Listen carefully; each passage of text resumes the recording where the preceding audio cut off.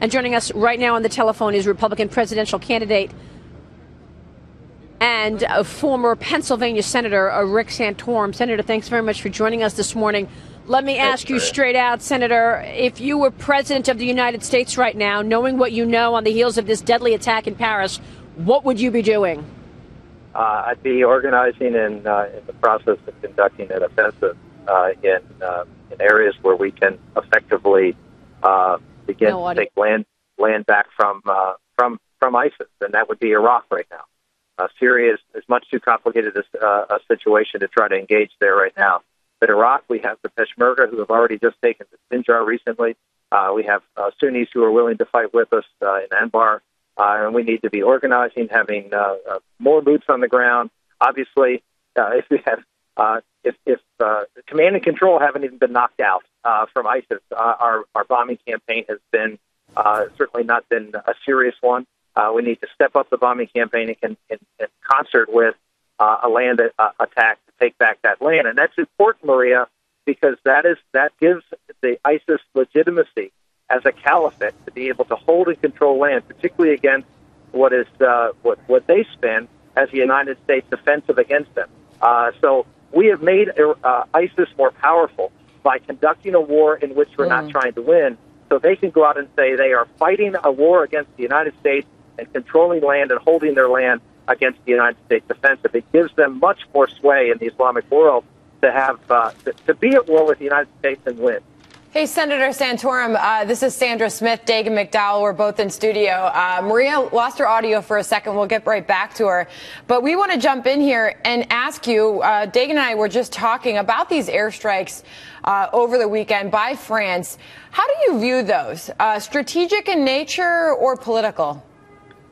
Well, you're taking out command and control, which is a good thing. So it seems somewhat strategic. I mean, it wasn't just a random bombing of tents, if you will. I mean, there seems to be some purpose behind it.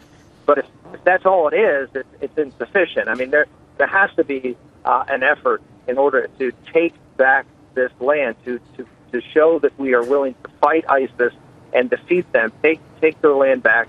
And again, it's so critical for people to understand that in the Islamic world, when a caliphate is established, it is the legitimacy of that caliphate depends upon whether that caliphate is being maintained or expanded, or that caliphate is actually shrinking. If the caliphate is not maintaining their territorial integrity, if they are losing ground, if it looks like they are on the wrong side, if you will, then they are delegitimized in the Islamic world. So that's why understanding who the enemy is, admitting, as no Democrat running for president would do so, that we are at war against global jihadism or radical Islam is vitally important to understand the strategy you have to put together in order to defeat them. Rick Santorum, let me jump in here and ask you about the refugee situation. Do you expect a change in tone or a change in strategy as it relates to the refugees that the president has said we will be taking in, given the fact that, by all accounts, we cannot vet the people coming from Syria? We can't get any information about who they are and if, in fact, they say they are who they say they are. Well, reality should set in with this president and to understand that they're potentially, and in the case of France, actually, people who are coming in with these refugees that are dangerous to this country. This is not your typical refugee. 70% of the people coming out of the Middle East right now are young, fighting-age males. This is not your typical refugee flow. There's something going on here that we have to start to pay attention to. And the president is not doing so. I have called for taking no refugees into this country for two reasons. Number one, that you can get the background.